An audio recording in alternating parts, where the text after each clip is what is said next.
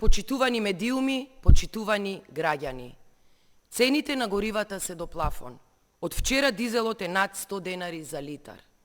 Ова е нов удар врз стандардот на граѓаните кои чекаат мерки, но владата на Мицкоски не превзема ништо.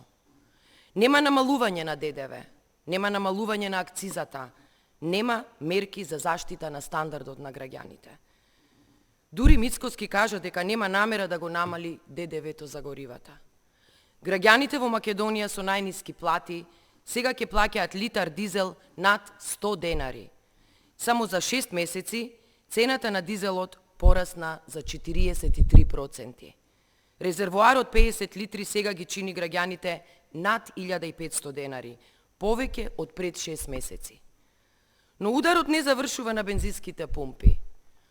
Поскапо гориво значи поскап транспорт, поскапо производство, поголеми трошоци за земјоделците и нов раст на цените на храната.